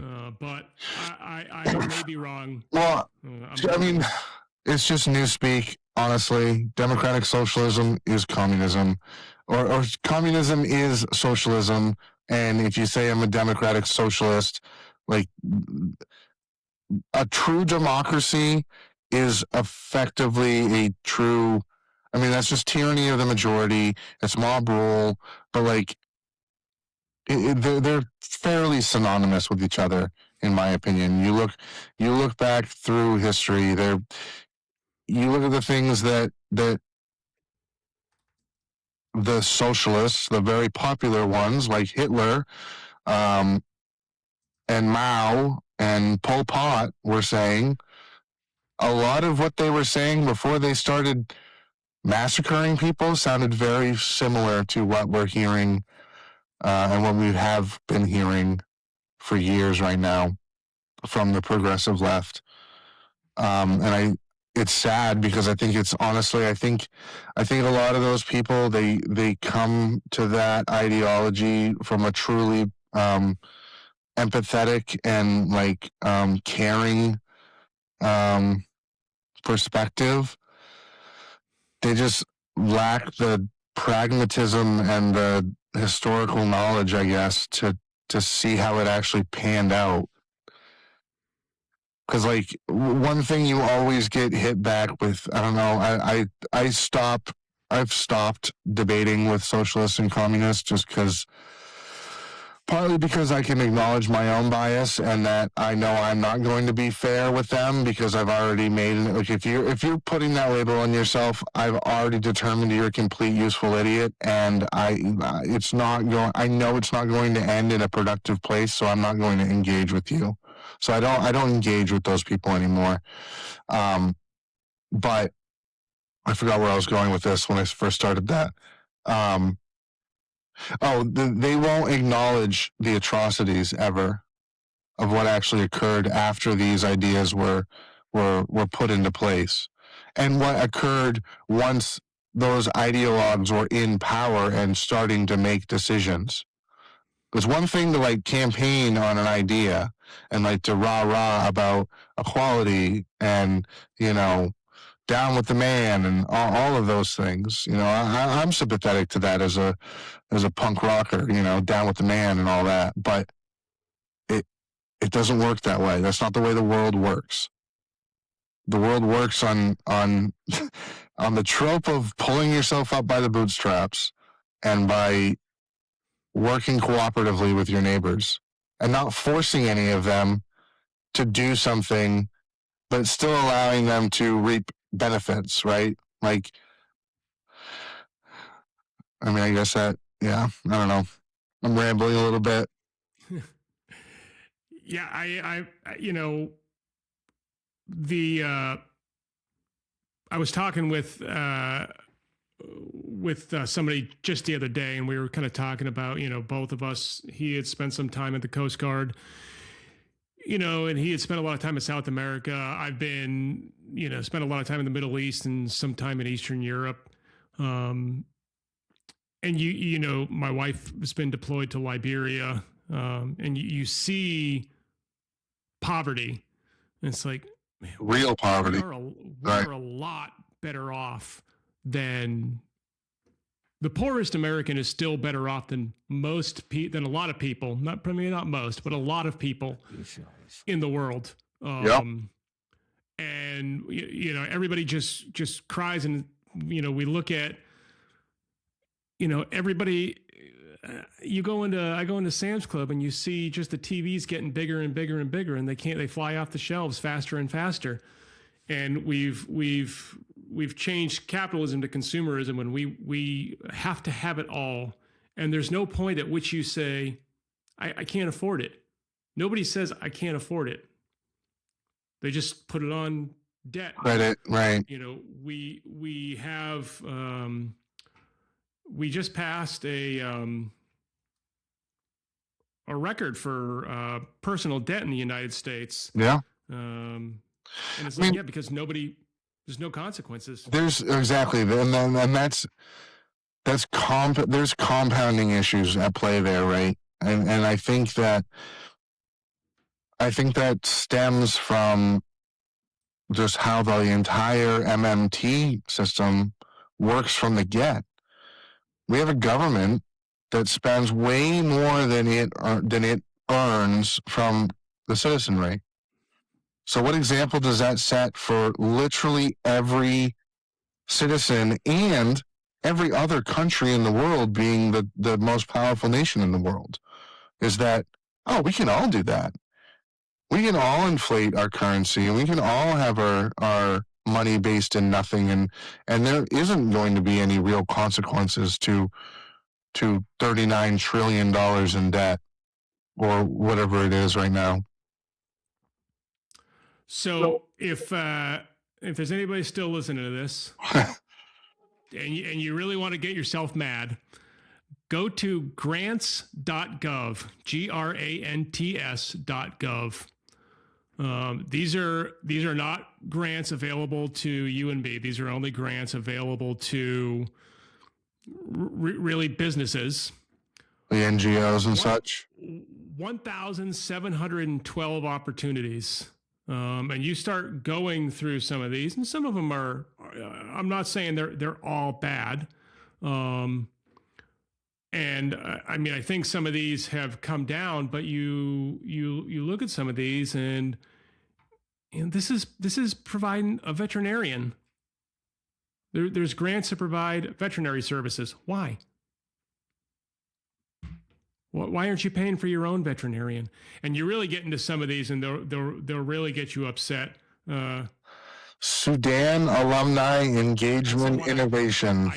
I just clicked on that one myself. The Department of State's Office of Sudan Affairs. Why are we sending money? So let me just say right now, the Libertarian Party of Maine is fully against all foreign aid. We want to take all foreign aid and bring it back to the United States and spend it here. I think foreign aid can be a tool used well. I think what it's become is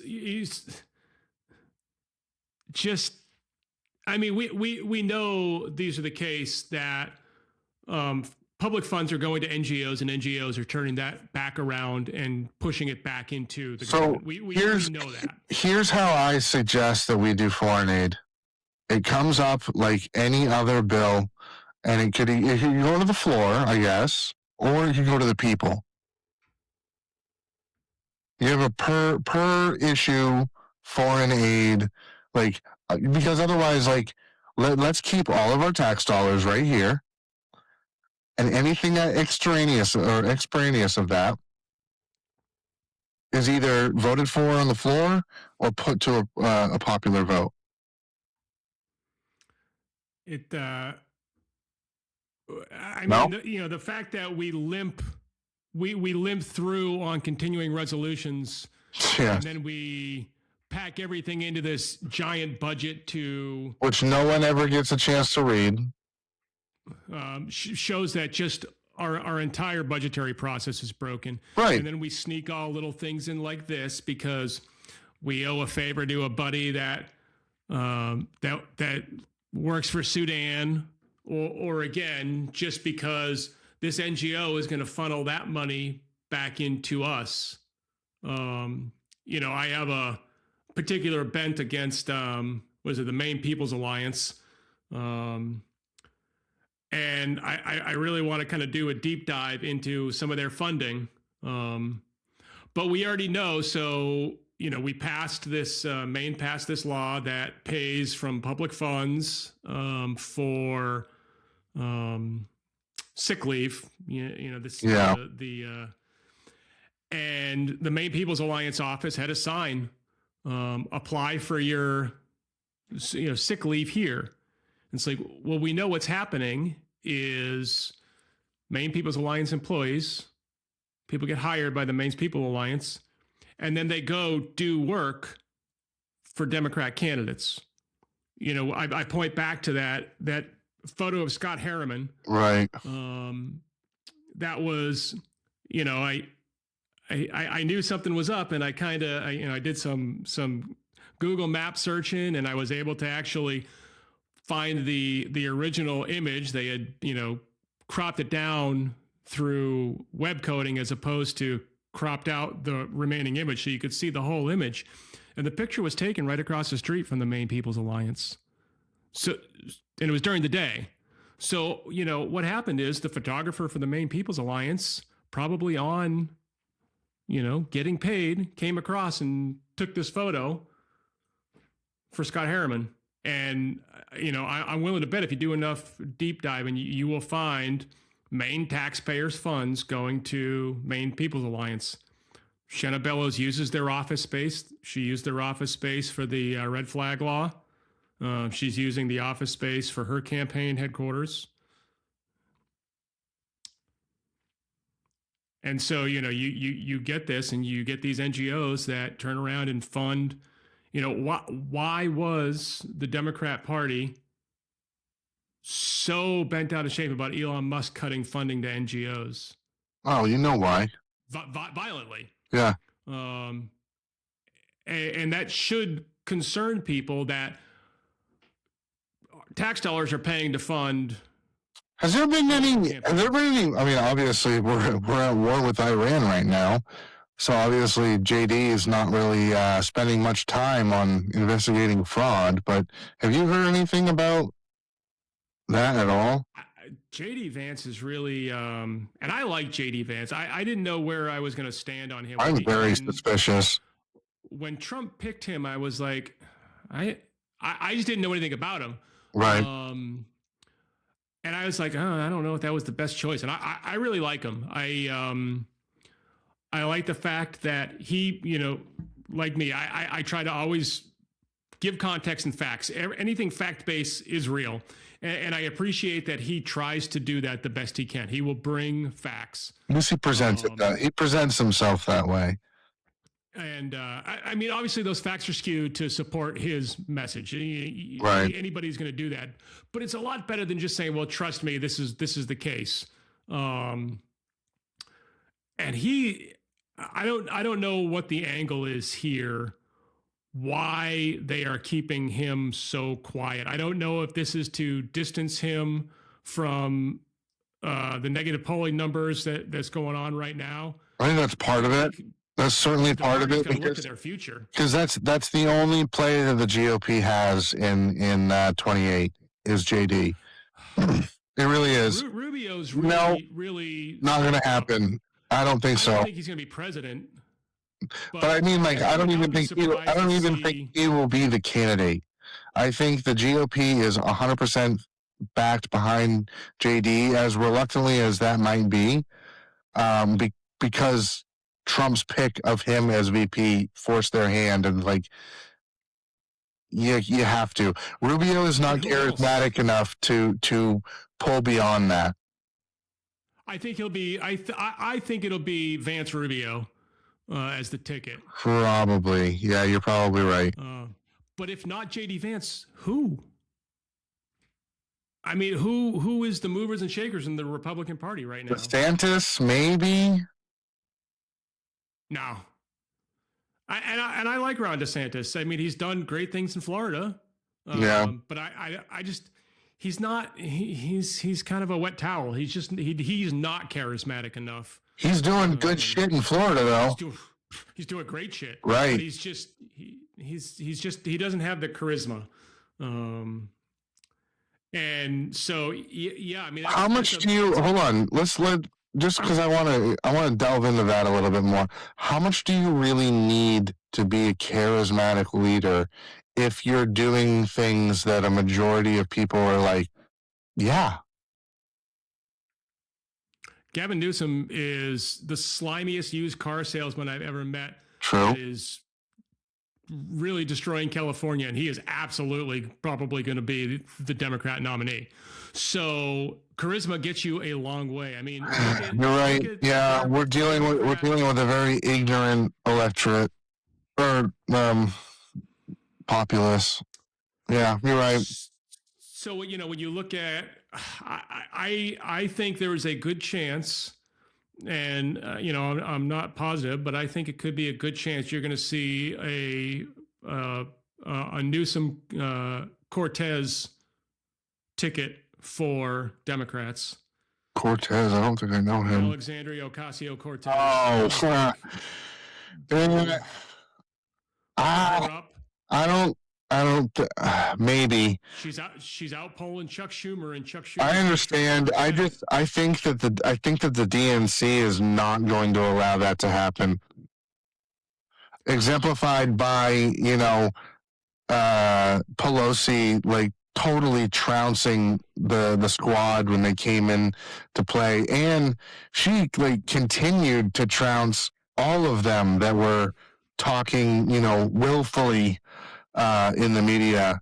And I think that the control, I mean, we're talking about the oldest political party in the world, right, is the DNC. They're older than Republicans.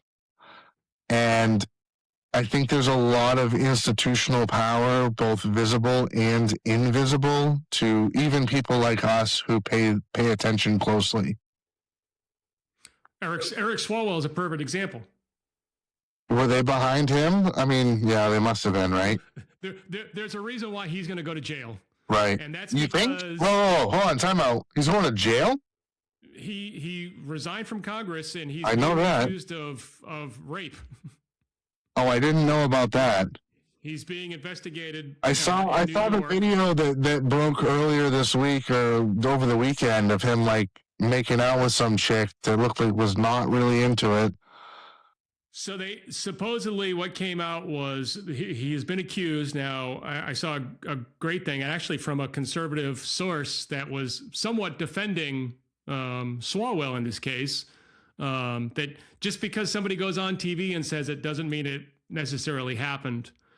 But when you looked at the California race, and I didn't realize this until this whole thing. I didn't even know he was running. The way California does their primaries, it is not a Republican primary and a Democrat primary. It's just a primary. And the top two vote getters advance to the general election. What? Whoever those top two vote getters are, go to the general election. And there's like 8 Democrats running and only 2 Republicans. And Swalwell is polling at 13%. So not strong enough to win, but strong enough to take votes from everybody else. Right, to be one Democrat, okay. There was a very possible chance that 2 Republicans would end up advancing to the general election in California.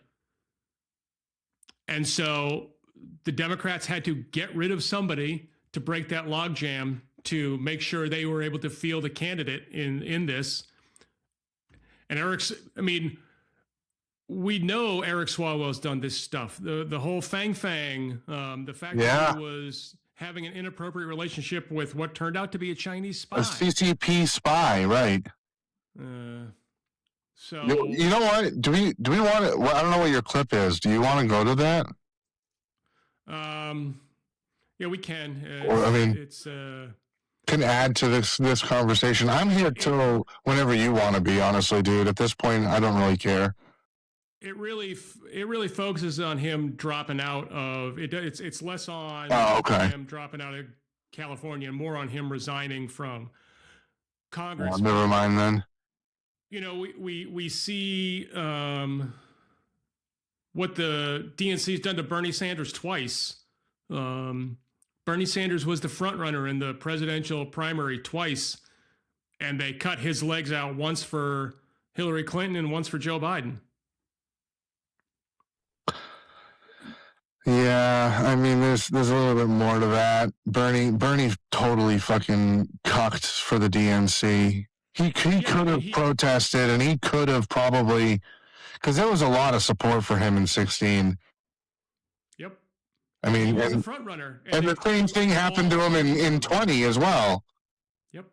Yeah.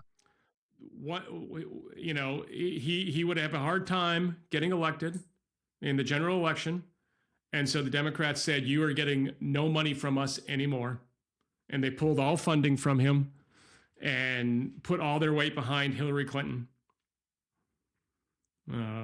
So, yeah, I do think there is a lot. The problem on the other side is Republicans just want to be left alone. And yeah, so, you know, it's hard to find candidates. You know, I originally had. I'm well aware. You think Republicans want to be left alone, right?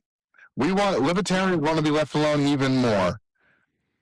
Yeah. And you know, I had some aspirations of trying to enter politics, and then, you know, just seeing what, you know, local, you know, politicians trying to, you know, run for Maine House of Representatives, just getting destroyed. And these are guys that they're not going to win. They're in districts where there's like, I mean, in your district, you could probably do well. We have an interesting district here, yes. At least for the House. Becky Stevens is running. She's you have Katrina Smith, don't you? No, that's Palermo and Liberty and all that. She's close to you, though. So right, yeah. We have Abden Simmons as our rep, and then Cameron Rennie, I think that's her last name. She's a Democrat senator. I mean, Republicans aren't even running for Senate in this district, just not even bothering. Because there's just like, we're not going to win. Are you in contact with anyone at GOP in your county? Yeah. Yes. Okay. You should put them in touch with us, because we want a coalition with anyone who's liberty minded. Yeah, I mean, that's too easy. Yeah, I mean, well, it looks like. I'm sorry. I'm looking at. I finally found a source now that gave me a county by county for California in 2024. Where's Humboldt? It's one of California's not as Democrat as everybody thinks. I mean, no, it isn't. No, I know, because I used to date a woman who was from Santa Cruz, so from like the San Francisco Bay Valley, the valley there or whatever. Where the hell is Humboldt? Oh, Humboldt's a Democrat county. Yeah, no, I'm just looking at. But like, what was it? I mean, places like Tehama County had 70% go to Trump. Shasta County went 70% or 67% to Trump. So there's a pretty like deep red, like north. Oh wow, 75 in Layson County, almost 76% went for Trump, and in Modoc County. So this is like bordering of Nevada and Washington. We're talking like the northeastern portion of the state. Like that is all deep red. Yeah, and so I mean, you know, imagine having a Republican governor in California. I mean, there's there have been many, right? There's been Schwarzenegger. There was famously Reagan.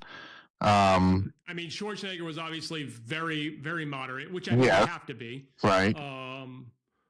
But you know, in today's political climate, you know, the political climate when Schwarzenegger was governor of California versus the political climate today, we've pushed such to the extreme. You talk about you don't debate with socialists anymore. It's like I don't like to debate politics, period. People are I still love it. Violent over this. I don't want to get punched in the face. I don't want to get shot at. I don't want my house vandalized. And that is a true fear. Yeah, you're right. And we see this, and look at Charlie Kirk.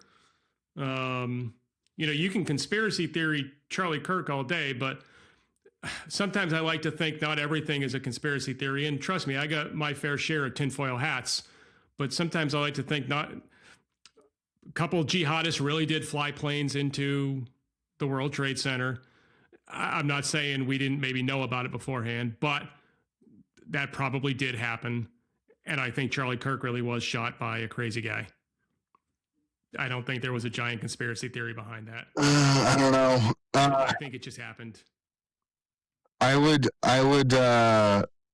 suggest you. What is the guy's name? Byron something. I shared a video from Clint Russell today on my page, who he references a guy, another podcaster who's a lawyer, who has been on the Charlie Kirk thing like since it happened, really deep from that like legal lens, and there has been some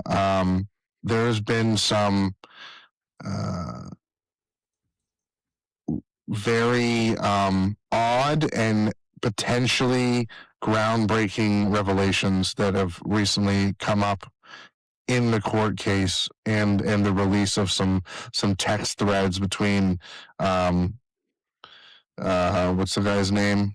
Tyler Robinson and his lover there, Lance Twiggs. That not like saying there wasn't. It made like what just to parse really quickly.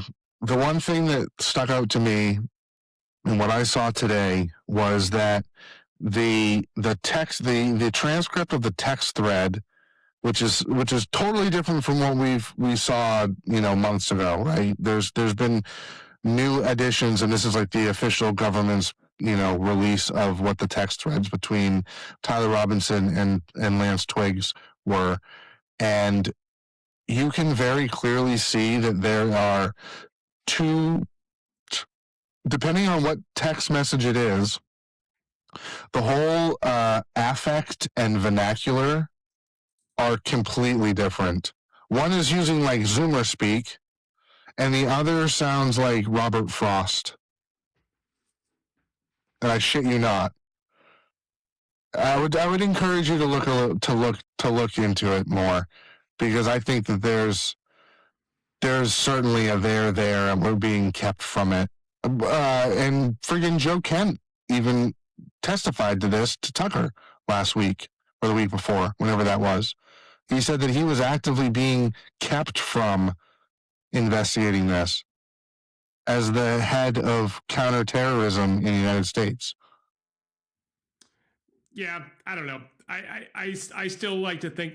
I'm not saying there wasn't a chance that he wasn't being influenced by outside people on Reddit, but I don't think. Okay, there was a second gunman on the grassy knoll in the Charlie Kirk fair. No, and I'm not necessarily saying that he wasn't quote unquote the shooter, but there's so much shit that with the Charlie Kirk case that does not add up. You, as someone who is very experienced in firearms, myself included as well, there is no fucking way in hell you shoot a man in the upper body with a 30-06 and it does not come out of the back of him. I don't care what kind of soft tip you might have or whatever. There's no way you're shooting someone with a 30-06 and it's not coming out through a person's body, upper chest. I mean, I agree that 9 times out of 10, that's probably the case. I'm just saying, I think, me included, sometimes we like to make conspiracy theories out of everything. Yeah. It's like, Nah, he just got shot by a crazy person. Sometimes that just happens, and I'm not buying it. I like to think probably the guy that really riled up a lot of Democrats and progressives was shot by a progressive. I think I can be okay with that. The other big one. Yeah, that's a. I think the people that tried to blow up the World Trade Center once did blow it up the second time. I don't think there was a giant conspiracy theory that George Bush wrapped C4 around girders and everything else. And I see this stuff pop up on Facebook all the time, and it's like, why can't we just believe that a couple crazy guys flew planes into the World Trade Center? It's pretty impressive. I don't know how they did it, especially just not being actual pilots. That's pretty good. But I mean, I saw a plane flying into the World Trade Center. I saw it on the news. I was there. Right. I remember seeing it. So whether there was big, deeper, other stuff behind it, sure. But this idea that people will say we really did just go around the moon. That really did happen. I don't think that was in a sound stage in California somewhere. We really did go. Did you see the green screen text on the stuffed animal? No.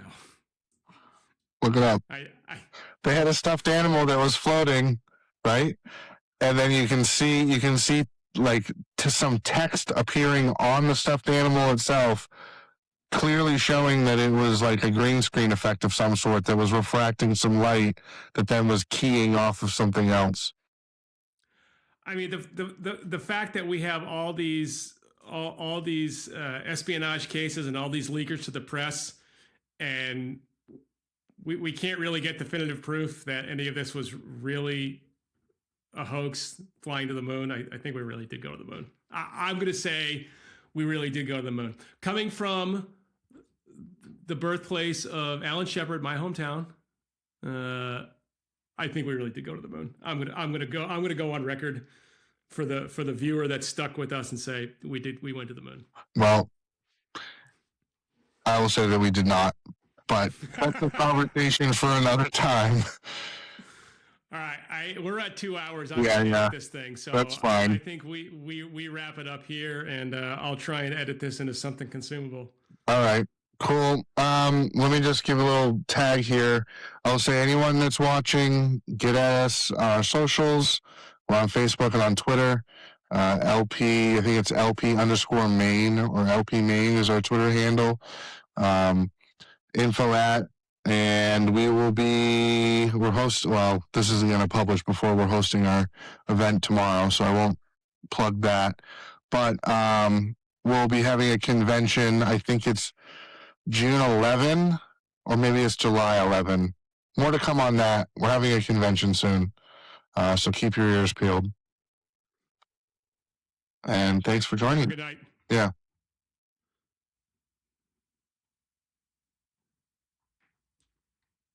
You hit record.